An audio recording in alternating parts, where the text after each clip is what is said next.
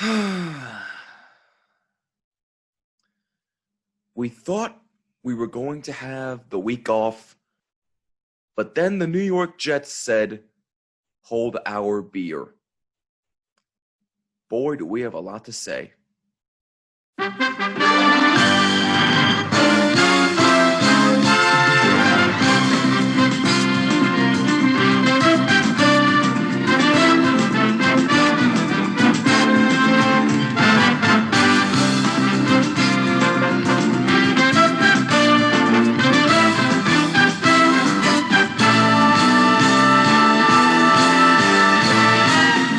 What is up? This is the Bottom Line Podcast. I'm Jimmy Fedizzi alongside Neil Villapiano. We hope you're doing well. As always, thank you so much for taking some time out of your day to take a listen. We really do appreciate it. Before we get started, questions, opinions, Twitter and Instagram at BottomLineWMCX, and on Twitter at the NVP Show, hashtag BottomLine. Leave a voice message on the Anchor app or at Anchor.fm. And if you like what you see on YouTube, leave a like and a comment down below.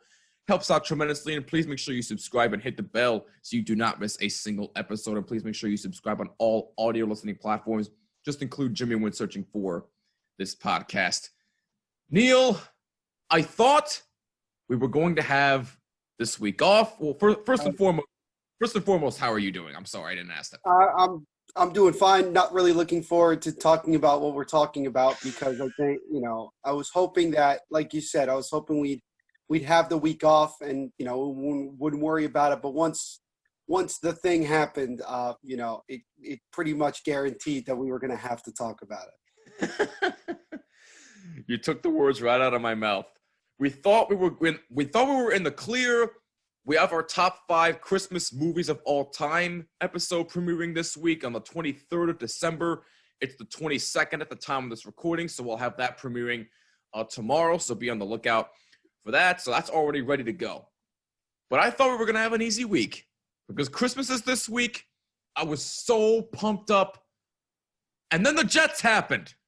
And I'm like, oh my God, you got to be absolutely kidding me. But before we talk about the Jets, in case you missed the big news on social media the other day on our podcast channels, we will be having First to 11 back on the podcast in a couple of weeks on January 5th at 11 a.m. Eastern time. That'll be our interview with them because they have hit 1 million subscribers. So a huge congratulations to them. So we will be having them back on to talk about the big milestone. And we also have a new intro coming your way on the YouTube side of the podcast. I forgot to clarify that on the channel itself, but the new intro will be on the YouTube side. The audio intro will remain the same. So right. YouTube side getting a brand new intro, and it will premiere on the day that we release the episode with First to 11. So very, very exciting stuff. But Neil, big things are happening with this podcast going forward, and I'm really looking forward to it. Yeah, no, first of all, congrats to, First to 11 for reaching that milestone. It's quite an incredible one considering, how difficult it is, especially in this day and age, to get that many people to, subscribe, follow along and be a part of it. And then also, like everyone else, got a chance to see a sneak peek of the new intro. Should be interesting to see, how it comes out when it's fully out, very soon. But yeah, a lot of things going on, and it's all positive, which is, I think, something that we really need as we approach the end of this year. Nowhere to go but up, especially the fact that last couple of weeks of 2020 are here, thank God, and 2021 seems to be looking to be bigger, better, and brighter for all of us, which is a huge plus. So continue to have our fingers crossed and have our prayers up. But anyway, the pleasantries are out of the way, at least for now, because, again, we thought we were going to have it easy, but then the Jets happened. In case, for some reason, you were under a rock, the New York Jets possibly pulled off one of the biggest upsets of the season after they got their first win of the year over the Rams. Out of all teams, the Rams. in LA, mind you, which was Sam Darnold's homecoming. And by the way, I'm sure it was tough for him not to have family at the game, but that's another discussion for another day. But the fact that the Jets had to go cross country back-to-back weeks and pull off pull off that win against a potential Super Bowl contender. I say potential because we still don't know. The jury's still out. But to pull off that win against that team with a defense led by one of the best defensive players in the game right now in Aaron Donald. Yeah. Oh, and you also have Jalen Ramsey there, but that's beside the point. But no big deal. No big deal. It's just arguably one of the top 3 cornerbacks in the NFL, right? Yeah, exactly. Just no big deal. But anyway, the fact that they were able to pull off that win.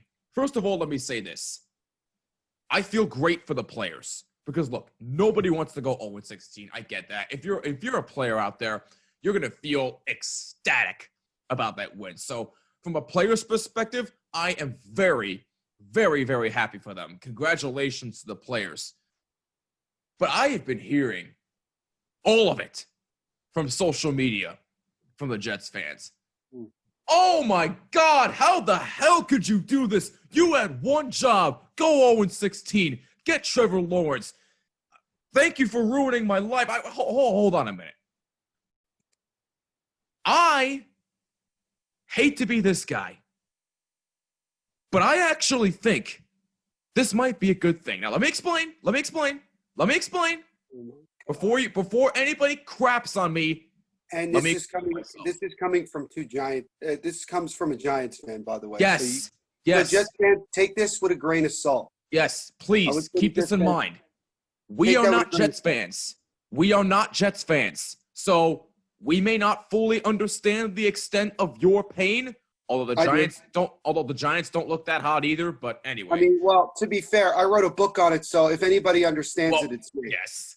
Well, yeah. Actually, Neil has 1,000 spiels on the Jets in his book, Jets Pain. Go buy it on Amazon for $19.69. Not my new book. I've had that book for about. No. Go buy it. Go buy his new book too on the Mets. Actually, as a matter of fact, go buy both. If you're a Jets fan or a Mets fan, if you wanna get like a late Christmas gift or a holiday gift for anybody, those are the 2 books you want. So go on Amazon, buy them both for $19.69. But that's shameless plug right there. And again, both links will be in the description of the YouTube video. But anyway, again, I hate to be this guy. And again, we're not Giants fans. But this win might actually be a good thing. Here's why. Okay. If, for some reason, you did go 0-16, right? Okay. You got the number 1 pick. Great, because Jacksonville already has a win this year. So now if you're a Jets fan, you got to hope that Jacksonville wins at least one of their last 2 games, right? Not going to happen. Put that out of the way right now. That's not going to happen, though. But anyway, so now, last time I checked, I believe now the Jaguars have a 74% chance of landing the number 1 overall pick, while the Jets have a 34% chance of landing the number 1 overall pick. No, that's not it? It's 74 for the Jaguars, and I believe they said it was about 22. Or 22%. Okay. 23% for the Jets. Because again, when you look at strength of schedule, the reason why, and I want everybody to understand this, Jimmy, before you continue, is this. Sure. Everybody's been asking me, well, how come the Jaguars now have the first overall pick? Aren't they going to do a coin flip? Well, interestingly enough, way back like 30 years ago, they used to do that. They used to just do a coin flip if both teams tied. But they do it off a strength of schedule. When you compare the Jets schedule to the Jaguars schedule, the Jaguars actually had, in theory, an easier schedule than the Jets. And because the Jaguars are this bad with an easy schedule, they are deemed the worst team in the league. So if the teams end the season tied at 1-15, then again, because of the fact that the Jaguars lost 15 games in what they consider to be an easier schedule, the Jaguars get the first overall pick. All right. I just wanted everyone to understand that. No, that's fine, and that's perfectly clear to me, and I thanks for clearing that up. But again, here's the reason why I think Jets fans need to calm the hell down. First of all, like You're I said telling a earlier, Jets fan to calm down. Really? Well, That's let me impressive. let me explain myself. Okay. So let's say you did lose to the Rams, okay? Let's say you did lose, and Which let's is say what they did. Wait, what do you mean? Like that? They did do that. well, Oh wait, you know what I mean. But they let's did lose just to the say Rams, yes. for some reason you did go 0-16. Right. Right? You get the number 1 pick, you get Trevor Lawrence, you get the look, Trevor Lawrence is going to be something special, all right? I'm not denying that. Mhm. But if for some reason you did draft him, right? How do you know what he's going to be on an NFL level? We already know what he is on a college level. He's one of the best Right. college quarterbacks we've ever seen. But on an NFL level, do you really know? No, we don't know what anybody is on an NFL level right now. And plus, correct me if I'm wrong, Neil, but do you necessarily need the number 1 overall pick to prove that you're one of the best in the game, i.e. Aaron Rodgers, i.e. Tom Brady, i.e. Patrick Mahomes? Do I need to continue? Exactly. Yeah. No, you can keep going. No, just for my own understanding. Here's another one. Drew Brees. But I digress. So, look, my point is you think Drew don't Brees was the necessarily first need. pick. What's that? I think Drew Brees was a first-round pick. I think. Or No, second well, round I'm pick. not number 1 overall, though. I think Well, he was picked like 32nd, if I'm Yeah, not I mean, mistaken. yeah, I mean, no, you But- you make a good, you make a very compelling point. Like it's not, the NFL draft is a crapshoot. Like you never know. Thank you. You never know exactly like what you're going to get. Like, the example that, us Giants fans can use is that, yeah, we would have loved to have seen the team lose a lot in the second half of last year, especially that second game against the Washington Redskins when the Giants won in overtime, because that ended up proving to Right. be the decisive factor in whether Yeah, or not. that was Daniel Washington Jones' or- 5-touchdown game, if I'm not mistaken, right? That was Right, last and- year. Right, and that determined whether or not the Giants or Washington got Chase Young. And Right, Washington yes. getting Chase Young, Giants took Andrew Thomas. And yeah, it would be great if the Giants had a guy like Chase Young off the outside, playing well. Like, Right. we'd love that. Andrew Thomas is doing an okay job. Like, he's improved. Yeah. But again, it's only 1 year, and it's not like we immediately just have to say, okay. It took Giants fans 2-3 years to come to the conclusion that Eric Flowers was terrible. It wasn't like just 1 year and he's terrible. It was after 2-3 seasons of consistently being very bad and not doing the job he was brought in to do, then obviously that wasn't a good pick. But Right. And NFL by the draft- way, who are the best defensive players on the Giants right now? James Bradbury, Blake Martinez, and Logan Ryan. all So guys that they signed in the offseason. exactly. So would it be nice if they had Chase Young? Yeah, of course, because Chase Young looks like an absolute stud right now. It would have been nice. But with who they have right now on defense, I mean, I would take that any day of the week, but we digress. Enough about the Giants. Look, their defense, like we've said it before, their defense is coming along a lot better than the offensive side of the football. They're responding really well to Patrick Graham. And yeah, the Giants didn't have Bradbury on Sunday night. And would that have made the decisive difference? No, because the Giants still only scored 6 points. 6 points. And went for it 3 times on 4th down. And the one time that they should have actually, gone for it, they ended up kicking a field goal. So, I mean, your defense, unless your defense is so good that it can start creating turnovers and returning, turnovers for touchdowns by itself, your offense has to come through. So, look, I'm kind of going off the beaten path here. My point is that the NFL draft is a crapshoot. We don't know. Sometimes we know right away. I hate saying this, and I know, and I've called Jimmy an apologist for this person, and I think he still is. But we all know that Daniel Jones was never going to be as good as David Gettleman tried to put it. Absolutely not. No. But, because again, let's be honest. Who comes out of Duke and is like really good? Like, I hate saying that. Thank you. And everything and so, look, we already know as we're finishing his second season in the NFL, we know his upside is not very much. he doesn't have a lot of upside. There isn't much more, I think, honestly, Daniel Jones could do to save himself. And that's why I think Giants fans want to see the Giants lose the last 2 games rather than make the playoffs, because they would rather the Giants have like a top 15 pick to maybe take a quarterback. Because, other than, you talk about it's Trevor Lawrence, and then there's this big gap between Lawrence and then the next guy, which is most likely Justin Fields. And Justin Fields does not look that good the last couple of weeks, especially against Northwestern in the Big Ten title game. I mean, they could have lost to Northwestern, and that would have pretty much been like the worst thing that could have happened to Ohio State. But you have other guys in this draft coming up. I mean, you have the guy, Zach Wilson coming out of BYU. He seems to show some promise. He's a little bit undersized, but that's all right. I mean, here's the, height to me doesn't matter in football. Look at Drew Brees, as we pointed out a minute ago.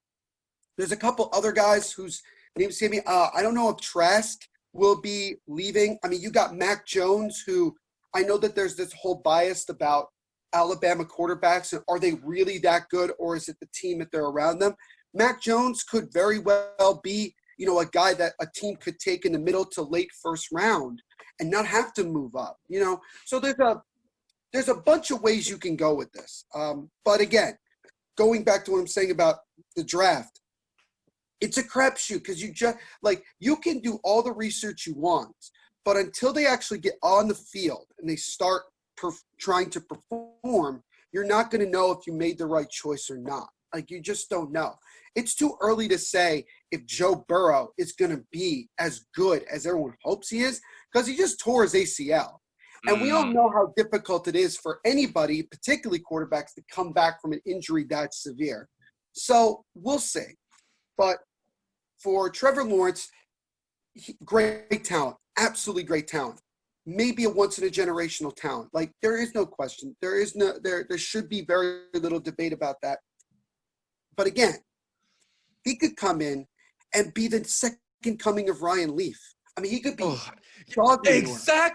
exactly where I was going. You absolutely do not know what he's going to be. But I will say this. Here's the thing. When I look at someone like Trey Lance, like the quarterback from North Dakota State, right? I look at someone like Justin Fields. I look at someone like Zach Wilson.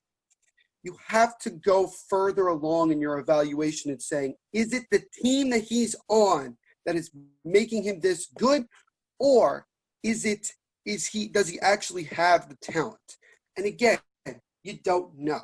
But I just wanted to make that very long point that the draft is a crapshoot, and you don't really know 100% if you're going to make the right decision or not. Well, no, you're absolutely right. I could not agree with you more, because, like you said, he could be the second coming of Ryan Leaf for all we know. Heck, he might be the second coming of Jamarcus Russell. We hope not. We certainly hope not. But because, look, we want the kid to succeed in the NFL. We really, really do.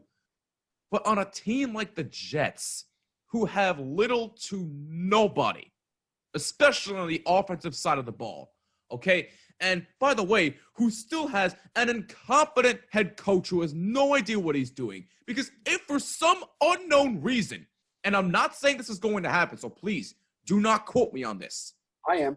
But if for some unknown reason that the Jets are stupid enough to bring Adam Gase back and draft Trevor Lawrence, you're going to screw him up too, just like you're screwing over Sam Darnold.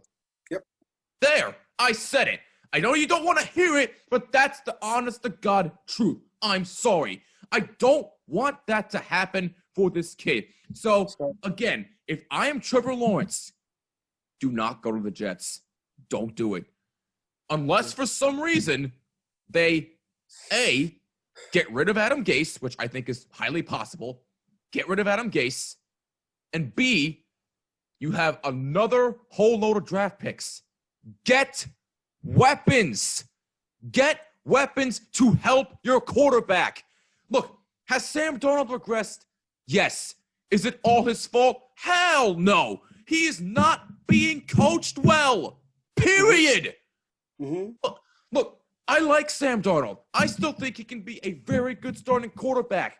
But if this is going to continue on this team, Sam Darnold's better off elsewhere. Like Neil said, the Colts will be a great fit. They have one of the best offensive lines in football. My opinion has changed on that. What's that? My opinion has changed on that, considering that I don't think Phillip Rivers is retiring anytime soon. Well, no, and they're doing well. I'm saying that if for some reason Phillip Rivers stays there and Sam Darnold were to go there, then hey, he could learn something from Phillip Rivers. Who knows? But look, you just never ever know what can happen in sports in general. But look, all I'm saying is that bottom line, to the Jets fan out there, calm down. I know you don't want to hear it, but I'm telling you, calm down. This win is not as bad as you're making it out to be. Because again, is it really worth the risk to possibly screw over Trevor Lawrence? I don't think so. Go ahead, Neil. I'm in the opposite feeling because you have to understand, and Jimmy, like you said, neither one of us is Jets fans, but I feel like I can consider myself a distant Jets fan because of how much time I've spent dealing with this organization and writing about it and learning about everything. Mm-hmm. People want to say this is the worst win in Jets history. I know Rex Ryan said that yesterday. To an extent, I agree with it. And here's the thing. This is why it's doubly bad. Oh, boy. Here's the thing. Trevor Lawrence is, in many regards, a once-in-a-generational talent. I don't think there is much debate on that. No denying that. Absolutely. I don't think there is. I really don't. He's 6'6". He can throw the ball 70 yards with a small flick of the wrist. He has really good mobility, which is going to help him in the NFL once he gets there.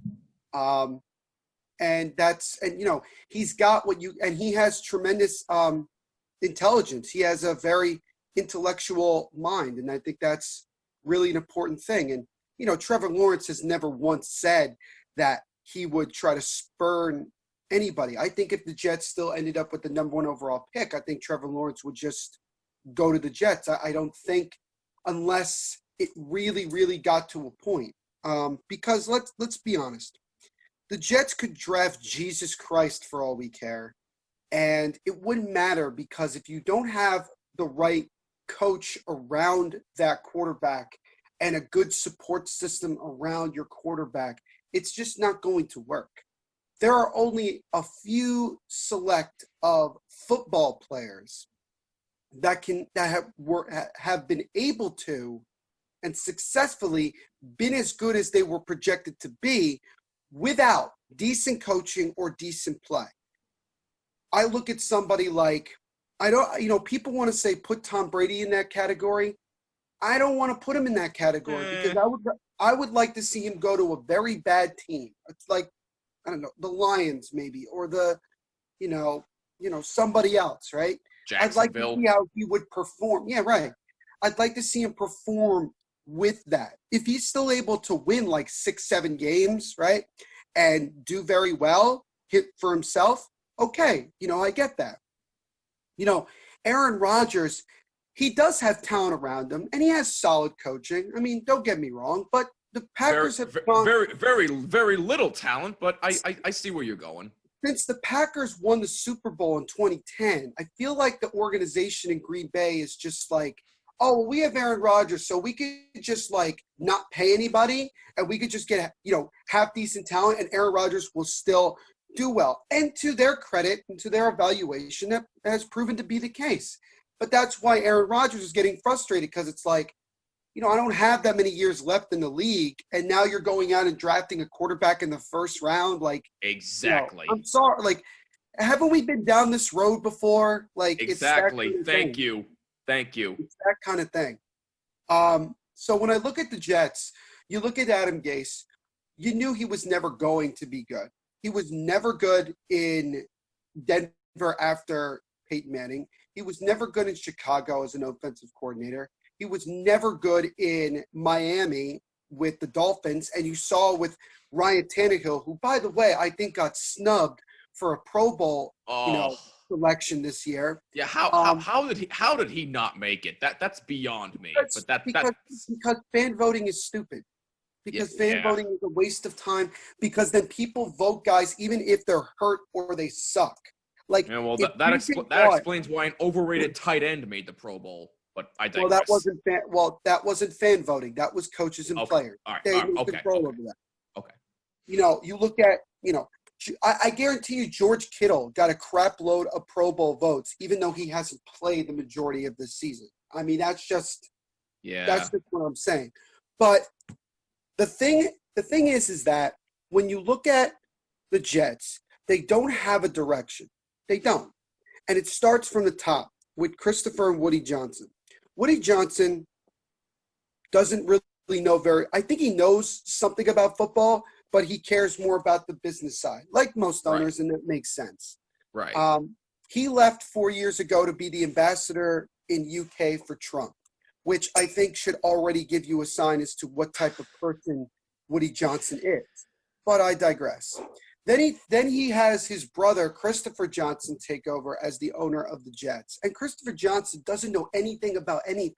I mean, he just doesn't. He's run this organization squarely into the ground. And people are asking, why haven't the Jets fired Adam Gase already? Like, why? Well, there's two reasons for that. Number one is in the hope, other than this past Sunday, in the hope that the Jets actually go 0-16, they don't want to do anything that's going to give the team a reason to go out and actually win a game and screw everything up, so to speak.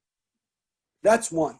The second thing is that the Jets, in the history of their franchise, have actually never, and I looked this up, have never fired a coach during the season. Every time they've ever fired a coach, it was at the end of the year after the last game. That's what happened with Todd Bowles. Even back when they were the Titans? Even back when they were the Titans. Wow. I mean, okay. Sammy Baugh was the first ever coach of the New York Titans/Jets, and he only lasted like half a season, not because the Jets fired him, but because he just left. He was just like, I'm so done with this, I'm out. Like that, like that was pretty much it. But you could have the greatest collection of talent in the history of American sports on your team. And if you don't have the right coach that can put it all together and can make everything gel and understand the emotionality of the game and saying, we are not going to be the same old Jets, we are going to change it right now. This whole cycle that we've seen for 20, 30, 40 years, 50 years is just going to continue. Let me say this. Like I said, there's two reasons why the Jets winning is really bad. The other reason is that, actually there's three. The other reason is this. The second one is that Sam Darnold looked really good against the Rams. He didn't make a mistake. He looked like it. And you could sit there and you could watch him and you could say, wow, this kid still has a lot of talent. Like, this kid could really do well. And we're already hearing rumors that he is gaining some, traction of maybe somebody making a trade for him. Who those teams might be, we don't know. We will see. We will see. But that's just what that's what I'm hearing. It's all rumors, so don't quote us on this. We're not 100% sure about everything. Rumors are rumors. People put out rumors every single day of our lives. Exactly. Whether it's sports, politics, whatever you want to, put out there. So let's look at that. So yeah, Sam Darnold played well. And that's not good if you're a Jets fan in a way, because if you really want Trevor Lawrence, you'd want Sam Darnold to continue to be really bad so that the Jets don't have a reason to keep him, so that the ownership doesn't have a reason to say, well, I think we should keep him. And if Sam Darnold plays well the last 2 weeks against the Browns and then I think against the Patriots, and the Jets. I think it's the Patriots first and then the Browns. No, it's the Browns first and then the Patriots. Okay. If Sam Darnold continues to trend in the more positive direction, and let's say the Jets win another game, or dare I say win their last 2 games, right? Just the theory. The Jets will look at it and probably say, well, We're not going to get Trevor Lawrence. We're probably not going to get Justin Fields because I just don't, I think by that point they won't even have the second overall pick. We might as well. I'm not really sold on Justin Fields anyway, but that's just me. I don't know. I don't think a lot of people are at this point, considering how he's looked the last couple of weeks. But things can change once you start preparing for the draft and all the other things that go into, that whole process. But the Jets could look at it and say, well, let's just pick up his fifth year and let's try to find a coach that could actually help Sam Darnold, get better, start to progress instead of regress. And let's just remember, Jets fans thought that they were getting their franchise quarterback about 2.5 years ago. It wasn't that long ago that Sam Darnold was deemed to be the franchise quarterback. Sam Darnold is playing for his second head coach and his third his third offensive coordinator. I don't know what anybody thinks, I don't understand why people think that it's mostly on Sam Darnold. It's clear as day that it's not. It's clear as day that, as a matter of fact, you can't even put any sort of blame on him. The only blame that you could put on him is that he fell to the Jets, like in the draft. Like that's the only fault you could put on him, because while it's great to be able to play in the New York metropolitan area and the way you can promote yourself and playing for a franchise like that is great and all, once you realize that the organization has always been the same way and it hasn't changed since the late 60s, you start to say, maybe this wasn't a good idea to come here. Maybe it wasn't a good idea. And I think Sam Darnold understands that. I don't think Sam Darnold wants to be in New York anymore. I know he says it, but I don't think he wants to. I think deep down he would rather go somewhere else and play somewhere else where they could actually develop him. Unless the Jets could convince themselves and convince Sam Darnold that they will actually try to find a good coach. And people talk about, well, who are the possible guys? And you talk about Eric Bieniemy. You talk about Brian Daboll, the offensive coordinator for the Buffalo Bills, who I think to me is the most logical and most likely candidate that will be the next Jets head coach, because I agree. It's a typical Jets hire. But knowing the Jets, they will most likely go out and hire another defensive coordinator or somebody who's just who doesn't have a big resume, and you look and you say, that might not be a good idea. I know a lot of Jets fans at this point are like, I'll try anything. And that's okay, but you have to be careful, because that's what you said after Todd Bowles got fired and you ended up with Adam Gase. And that's just what you have to look at. So, and then here comes the third reason why. Let's say the Jets win another game or two. You don't think that Christopher Johnson would consider keeping Adam Gase? I think he would. I think he really would. Yeah, unfortunately, he would. I think even if the Jets were to lose the last two games, I think that Adam Gase keeps his job. And I'll tell you why. Because the Jets have always done stuff like this. They've never changed. And Christopher Johnson has been on the record, calling Adam Gase an offensive genius. And also, remember, Adam Gase won a power struggle with Mike Maccagnan over a year ago and was the sitting general manager and hired Joe Douglas. Do you really think Joe Douglas right now is going to feel super comfortable to fire somebody who hired him? No. It's hard to say. No. So you look at it and you say to yourself, the Jets are a dysfunctional franchise. And Trevor Lawrence knows that. He's not dumb. He knows that. I think he's okay with going to the Jaguars, but it's not like the Jaguars are that much better. I mean, look, Mike Malone, Doug Marrone, terrible coach, like terrible. He's just not good. You fired your general manager. Your owner is considering moving the team to London. You have very little to no talent on either side of the football. You keep trading everybody to get more draft picks. You kind of wonder to yourself, is that a place you want to go? It's a tough deal. And that's why you look at other guys like a Mac Jones, like a Kyle Trask, a Zach Wilson, because look, they are going to be guys that could go in the mid to late first round, maybe even early second round, and go to a good team. Go to a team that already has pieces. Go to a team that maybe in 2 years they're the starting quarterback and they already have everything surrounded that they need, and they go out and they do really well.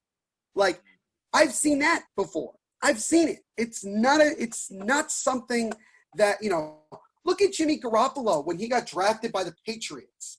He comes in and he played a couple games and he looked really damn good. Like, he looked really damn good, but it was also because he has all this talent and a tremendous offensive line in front of him. Trevor Lawrence knows that whoever he goes to, whoever gets drafted by, he's going to a piss-poor organization.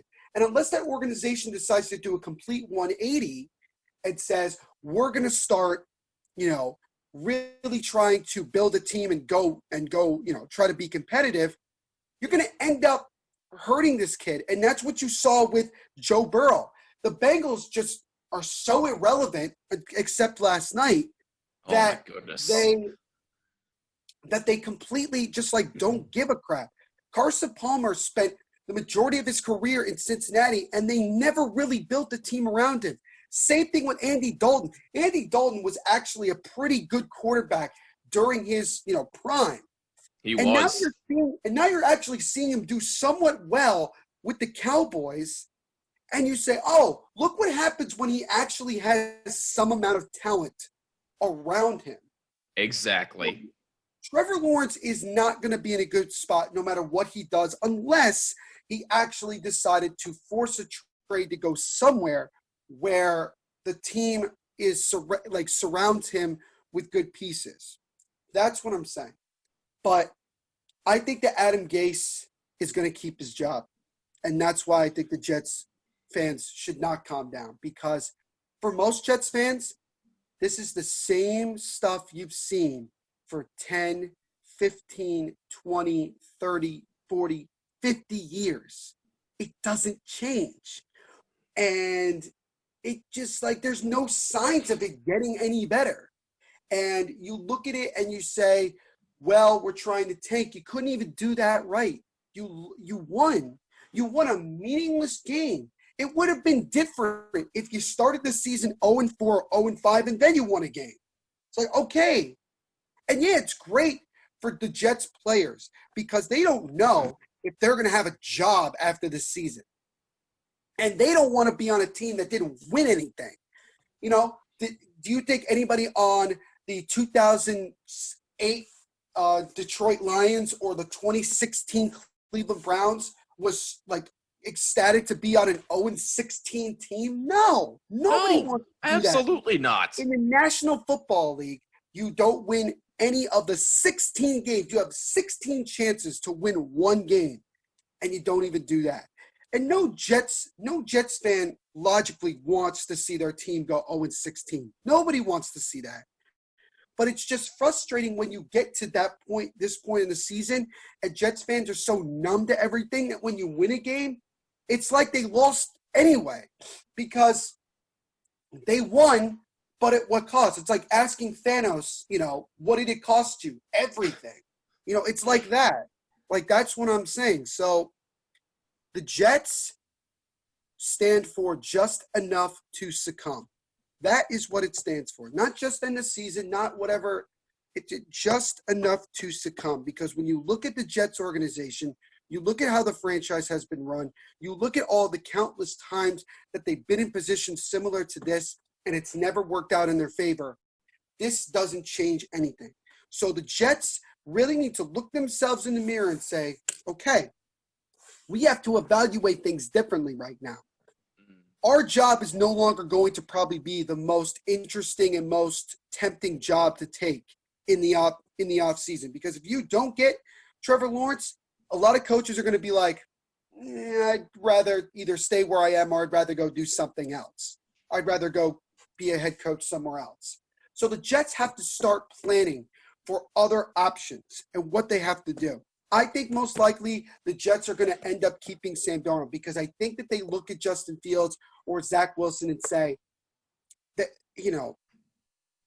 our quarterback is probably more talented than they are, so we might as well just keep the guy that we had before. And you could see why someone like Sam Darnold was smiling so much yesterday or the day before when they won because he knew he screwed over a lot of people. And he doesn't care.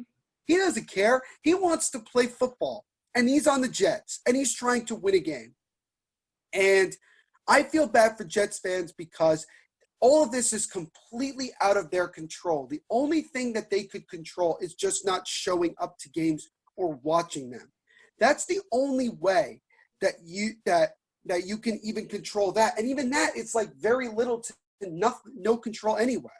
Like, you just have to, if you're a Jets fan, you have to accept that this is just the team that you have, because ownership doesn't give a damn. It hasn't given a damn. And you're just gonna wait. You're just gonna have to wait for the Johnsons to die.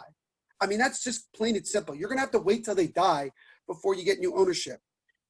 And unless, by the grace of God Almighty, decides to drop down on the Johnsons, the idea of, you know what, I think I want to start winning, like being really good, and they start doing things, I'm not going to. And you mentioned this before, Jimmy.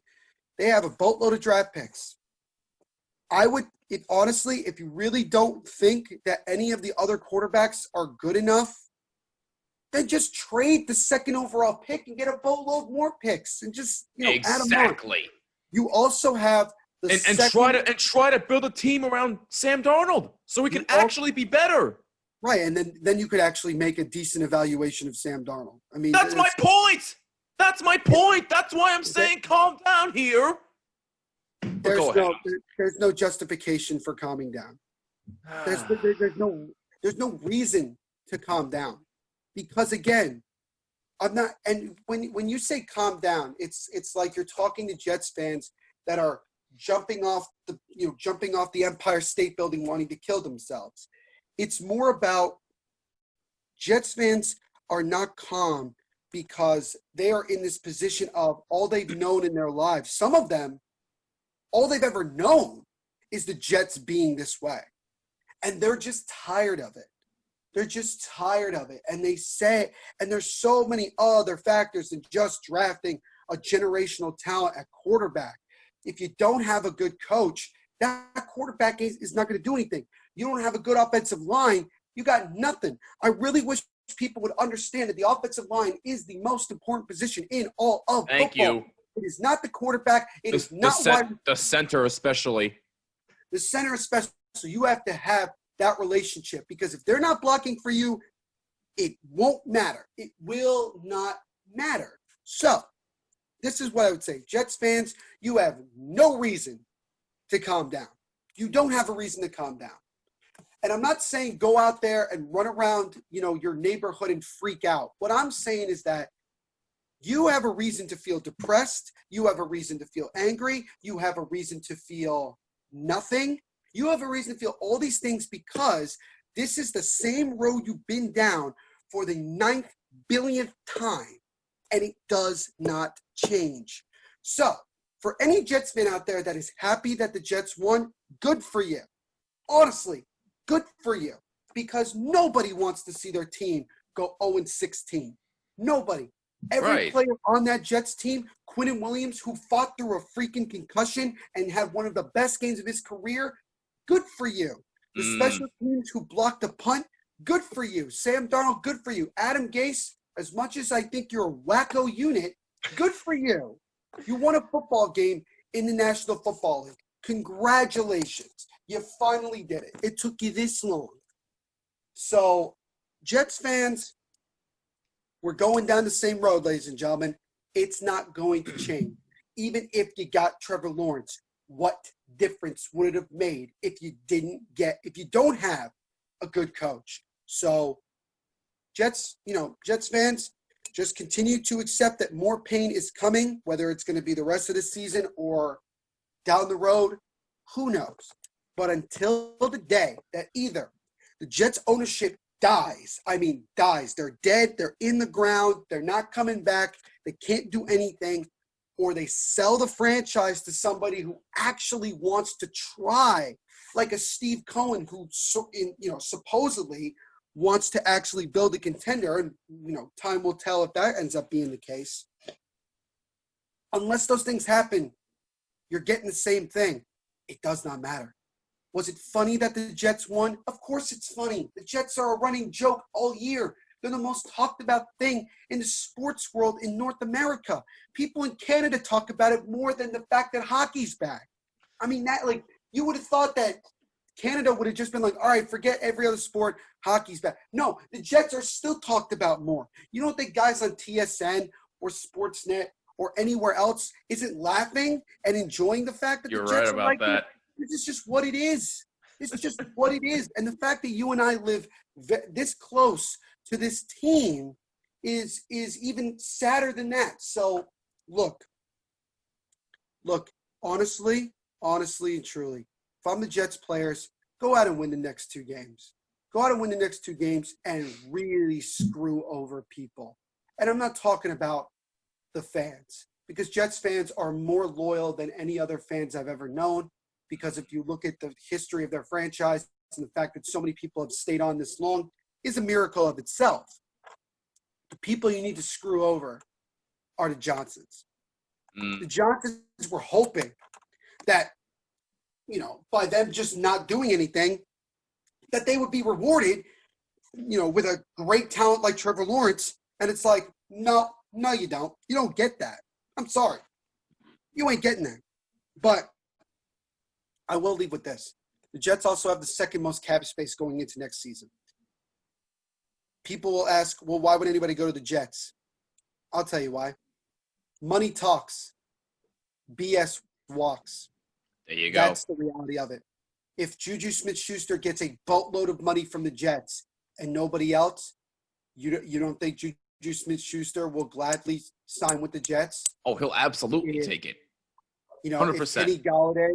If Kenny Galladay or Robinson from the Bears gets a boatload of money from the Jets, you don't think that they won't consider it playing in New York? And look, they could also look at it and say, I'll try to help turn this franchise around. But you got to do your homework. You got to do your research. And you have to understand why this has continued to happen the way it's happened with this organization. They've had bum owner after bum owner after bum owner, and they've had some great coaches in their time, some really good talent, and they've pissed it all away because ownership doesn't give a crap. Ownership doesn't give a crap. So the Jets, it is what it is. If you're a Jets fan today, you're waking up and you're going, it is what it is.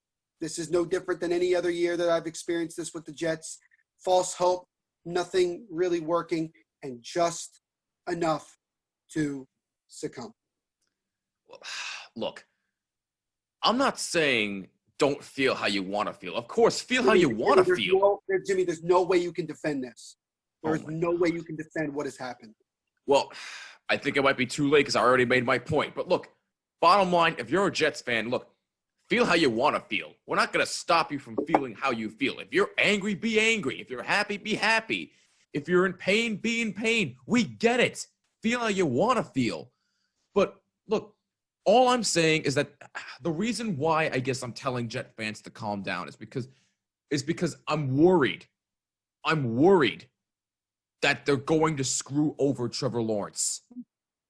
And I'm saying calm down is because I would rather keep Sam Darnold and build around him so that A, he can get better, and B, hopefully if they actually have a brain and hire the right head coach and get rid of Gase, then maybe good things, little bit of good things, little bit. I'm not saying it's going to happen overnight because nothing happens overnight. So let's just put that out of the way right now. Nothing is going to happen overnight, especially with this team. But I digress. Can I ask you a question? Sure. You just said that you don't want Trevor Lawrence to go to the Jets because you're worried that they're going to ruin him. Yes, I am worried. And then you said, I want the Jets to build around Sam Darnold.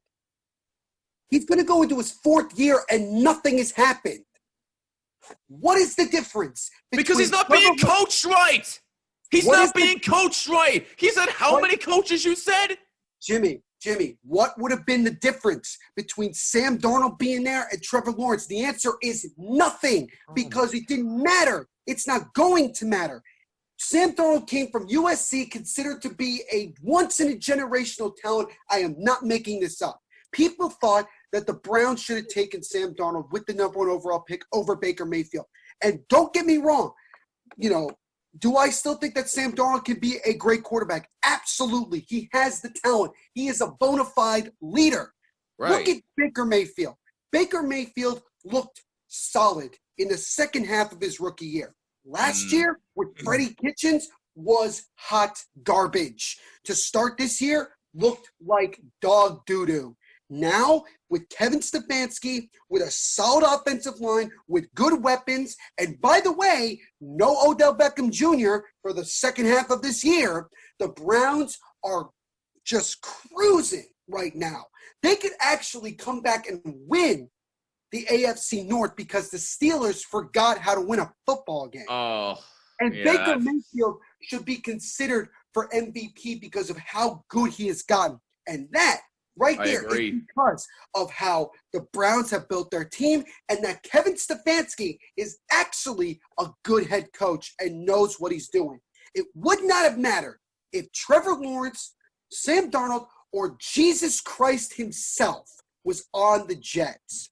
If the Jets don't have anything, players, an offensive line, a defense that doesn't decide to play cover zero, an ownership that has just continuously decided they would rather focus on another country's problems and represent a dumb you-know-what in our wonderful president who hopefully will be annihilated within the next 2 weeks. All of it, if they focused all of their attention on the team itself, the Jets would not be anywhere near the point that they are right now. So I will say this. It's not like the Jets are going to be all of a sudden awesome if they keep Sam Darnold. It is I'm not saying that at all. Absolutely not. Again, nothing happens overnight. You're talking about it like you are more concerned about Trevor Lawrence than you are about the Jets franchise themselves. You are, and you also said it like this. It sounded like to me that you're like, oh, well, we'll just let Sam Darnold stay in New York and die. That was the reality that you just gave. Okay. So if they draft Trevor Lawrence, okay, let's say they end up getting him, okay? Yes. Let's say that. And he ends up being hot garbage his first season with Adam Gase as the coach. What are you going to say? What am I going to say? Yeah, what are you going to say? The Jets ownership is still a joke. Because Jimmy, Adam Gase is not the owner of the Jets. Well, I understand that. Look. Jimmy, he is standing on the sidelines, shocked as all hell that he still has a job. He can't believe that he still has a job. And the ownership of this team, they are the ones making the decisions here. I understand that. But you're not going to look at Adam Gase as part of the problem too? Of course it starts at the top. Absolutely. Adam Gase is also part of the issue here. Adam Gase is just another vindication of how piss poor the Jets ownership has always been. They hired Rich Kotite after he was dog doo-doo with Randall Cunningham in Philadelphia. And they thought that bringing him in with an old Boomer Esiason was going to somehow make them great. Are you kidding me? And they went from that to Bill Parcells. And all of a sudden, they're a Super Bowl contender. They were a half away from going to a Super Bowl, and they probably would have beaten the Falcons. And then the next year, first game of the season, Vinny Testaverde on a freaking running play blows out his leg. And Bill Parcells made the worst decision of his entire coaching career by playing Rick freaking Mirer, thinking that somehow he was still going to be relevant in the NFL, and he was never going to be. And he puts in Ray Lucas, who used to give you grades every week on SNY about the Jets, and it was so bad that the Jets fired him. SNY fired him, basically, and now he doesn't have to suffer this fate. It's just this whole thing. And you know what? You know who owns part of SNY? The Johnsons. Yeah, and so that's true. You get so many duds. Bart Scott used to play for the Jets, and he doesn't have the balls to say anything that isn't true. because otherwise he'll get fired from SNY. He won't be able. Ray Lucas used to tell it like it is. He used to say the Jets were a hot garbage mess. He used to give them an F after every game because they looked so piss poor. That's what I'm saying. And then you had this situation where you had a chance to have Bill Belichick as your next head coach, and the dude resigns after one day on a piece of napkin. A piece of napkin. How stupid is that? Jimmy, neither one of us has been alive for the history of the New York Jets. You're right. Since 1969, the Jets have been, for the most part, pathetic. You're right about that. Try. Leon Hess didn't care. Okay? Sonny Werblin stopped caring after 1967. And then he sold the team. He wasn't even around when the Jets won the Super Bowl with Joe Namath. And then you get and then you had a choice, the Johnsons or James Dolan. Who knows what James Dolan would have done with this team? Oh no. We don't want to get into that. But the Johnsons have not given a flying you-know-what, and they've gotten lucky. They've gotten lucky. 2009 and 2010, they got lucky. But once the Johnsons decided to get involved, and I mean really involved, they have crapped on everything good that they've ever had. They had Rex Ryan as a head coach. They had Todd Bowles. Oh, and Jimmy, let me tell you something else. Mm-hmm. How long was Rex Ryan the head coach of the New York Jets? For over 5 years. That's true, How long was Todd Bowles the head coach of the Jets? For over 5 years. You can't prove to me, and you can't tell me that Adam Gase will get fired after this year. He'll survive because the Jets do this crap all the time. They don't change. It hasn't changed. There is no proof that they can change. They don't care. I just got a message from ESPN talking about the hottest coaching jobs in the NFL. The Jets are in dead freaking last. The only thing they had going for them was the hope that they would get the first overall pick. They would have been by far the most attractive job if they ended up getting Trevor Lawrence. But now that they don't, they have nothing. Their ownership is a joke. The coaching staff they already have there is a joke. Every good player they've ever had, they don't pay them. They let them go. And here's the thing. Let me say the thing about Jamal Adams. For all the ignorant Jets fans who like to call him a clown. Here is the reality. Jamal Adams, it wasn't about the money. It was never about the money. He knew they were hot garbage. That the Jets were never going to change. And that as long as he stayed there, it was not going to improve. And so Jamal Adams found a way to get out, and he won. And everybody says, oh, what a great job by Joe Douglas to get all of those assets. What did he use on him? Exactly. Denzel Mims, who hasn't played 3/4 of this season. All right, quick edit there. Sorry about that. We had some audio issues to deal with. But, Neil, please finish up what you were saying. I'm sorry. Everybody was saying about Joe Douglas, oh, what a great job he did to get all of those assets. What did he do with them? What has he done with them? Barely anything. Drafted Denzel Mims. They had a chance to get Henry Ruggs III, CeeDee Lamb, Jerry Jeudy in the first round. They ended up drafting Mekhi Becton. Mekhi Becton keeps getting freaking hurt. He can't stay healthy. And somehow he got a Pro Bowl selection this year, which is unbelievable. So again, the thing with Jamal Adams is this. He just wanted out. And the Jets ownership is the single reason why this franchise has always been the way it is. It's not the coaches. It's not the players. It's not the fans. It's the owner because they control everything. They decide when they want to win. Because you could say, look, every owner has had bad luck at times with coaches. They think that it's the right hire, and it turns out to be wrong. But at least they're trying.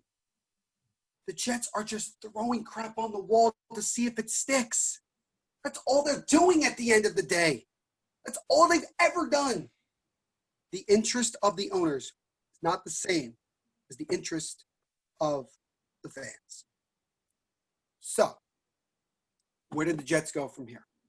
Well, if you're a fan, there's nothing to look forward to.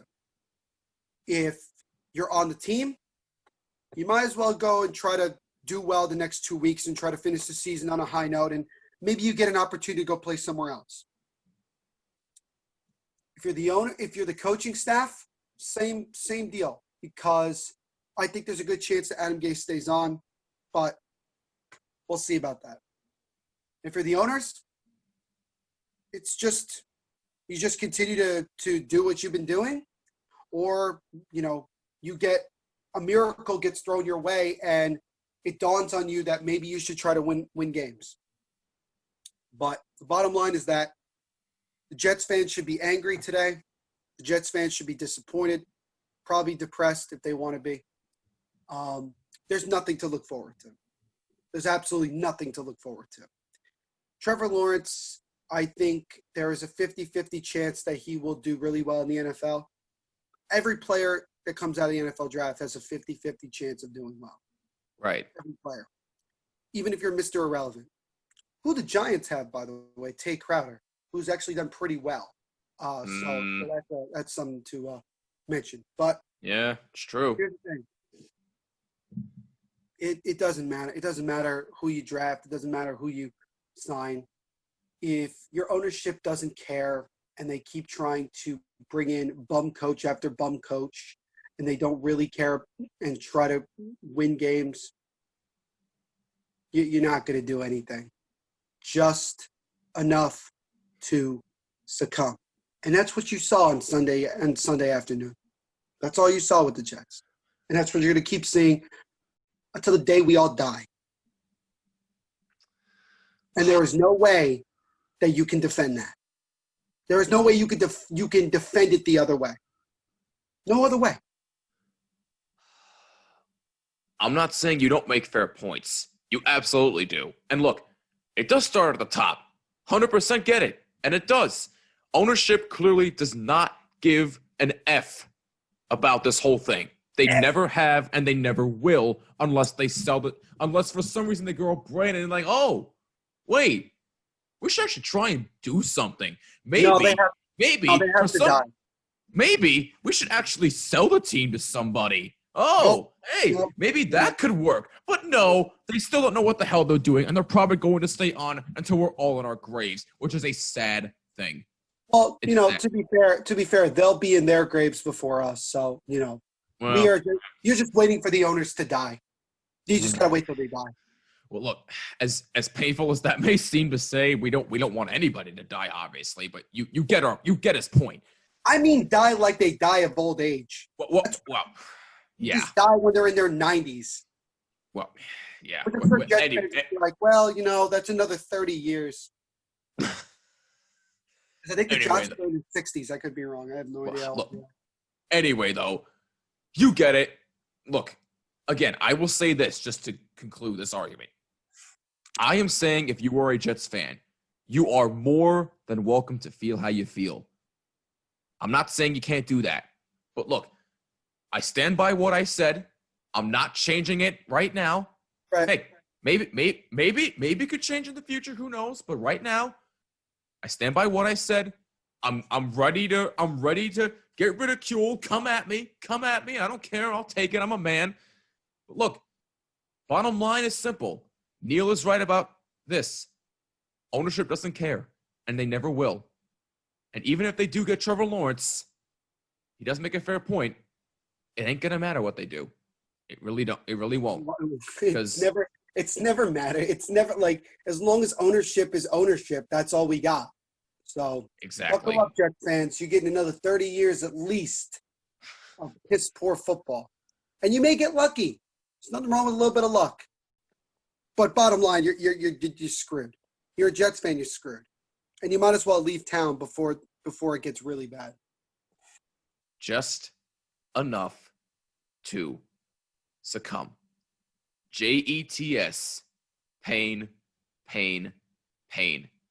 Go buy his book for more info. And on that heated note, that'll wrap it up for this episode of the Bottom Line Podcast. If you have any thoughts on any of this, and I'm sure there are going to be a lot of thoughts if you're a Jets fan out there, let us know on Twitter and Instagram at BottomLineWMCX and on Twitter at the MVP Show, #BottomLine. Leave a voice message on the Anchor app or Anchor.fm. And please, if you like what you see on YouTube, leave a like and a comment down below. Helps out tremendously. And please make sure you subscribe and hit the bell so you do not miss a single episode. And please subscribe on all audio listening platforms. Just include Jimmy when searching for this podcast. I'm ready for you to come at me because I know my thoughts are blasphemous, but I stand by what I said. I know it's blasphemous, but I don't care. I call it how I see it, and I don't care what you think. I really, really don't. But to end things on a bit of a high note here real quick, the NBA is back, so that's exciting news. And, for the Nets, championship expectations. First time you can say that in quite a while, especially with KD and Kyrie playing together, KD making his Nets debut. And look, say what you want about Kyrie Irving. He is a hell of a player, man. He really, really is. But look, Neil, I know you're a diehard Nets fan, and call me nuts, but I actually might pay attention to this team this season because I'm actually really, really intrigued to see what they do. Of course, I'm going to succumb to myself and watch the Knicks and see what they do because they have Obi Toppin, who's a fun player to watch. But look, obviously I'm more interested in the Nets. Who cares about the Knicks? But Neil, I know you're a Nets fan. You got to be really, really excited about this year. I think I would say I'm cautiously optimistic because being a Nets fan my whole life, we've had expectations like this in the past. I remember when we had Jason Kidd as the head coach, and we had the likes of Darren Williams, Joe Johnson, Brooke Lopez, Paul Pierce, Kevin Garnett when we made that god-awful trade, and it didn't work out. This is obviously different because the Nets didn't give up. In theory, they didn't give up anything. I mean, they did have to do a sign and trade with Golden State to get KD. So they had to give up D'Angelo Russell, which, he's going to be always one of my all-time favorite net players. There's a lot of optimism and there's a lot of excitement. And I'm looking forward to maybe having a year where a lot of the games I watch, the Nets are, doing really well and they're beating teams that I'm not used to seeing them beat. And hopefully they could make the playoffs, maybe win 50 games. Never seen that in my life. There'd be a lot of firsts this season. I hope that there's a lot of firsts for me this year. So we'll see. We'll see. I'm, if the Nets do end up winning a championship, then everything that led up to this point was totally worth it. It's gonna be tough.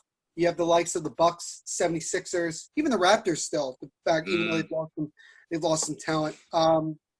You got the Lakers, the Clippers, the Nuggets is going to be tough out of the West. You have a lot of teams that could very well compete for a championship this year. This is not like the Nets are one of 2 or 3 teams that have a legitimate shot. Right. The Nets have a deep team. They have a team that's deep enough where you could have a legit good starting 5 as a second string starting 5. With the guys like Spencer Dinwiddie, Karis LeVert, Jared Allen, Taurean Prince, guys like that. Rodions Kurucs, if you want to add him into the mix there. You have a good team, and then you have an interesting coaching staff with Steve Nash, the head coach. You have Jacques Vaughn, who I thought should have been the head coach, but at least he's still in the Knicks organization as an assistant, top assistant to Steve Nash. You have Mike D'Antoni, Amari Stoudemire for whatever reason, Tiago Splitter as an international scout and coach. You have the guy Emeka Aduka, I believe, another assistant coach. You have like a players team. Like this is the players team. A lot of these guys are former NBA players, former really good NBA players. And I think we're going to see a lot of the 2006 Phoenix Suns with the way they're going to play this year. So we'll see. We'll see. Starts tonight against Golden State. in theory, the Nets are better. I mean, they should beat them. No Draymond Green, no Klay Thompson. They still got Steph, and James Wiseman makes his NBA debut. It should be, we'll see how they play. Kyrie and Katie are going to be, hopefully moving and grooving. They looked good through the two preseason games they played, and we'll see. It's going to be one of the most interesting and hopefully one of the most memorable seasons I've ever had as a Nets fan, and hopefully it ends with the Nets finally being an NBA champion, which would be great. We could have dove more into depth about this, but nope. The Jets had to do this. Again, let us know what you think. I'm sure there's going to be a lot of thoughts, especially directed towards me. But again, I do not care. Come at me. I do not care what you think. That'll wrap it up for this episode. Stay tuned for our Christmas movies episode this week. It should be it should be more cheerful. Let's say that much. But a lot more cheerful. Yes, absolutely. But stay tuned for more announcements later this week. It should be a fun one. For Neil Villapiano, very heated Neil Villapiano, I'm a very heated Jimmy Finizzi. This is the Bottom Line Podcast, and we will see you in the next episode. Peace out.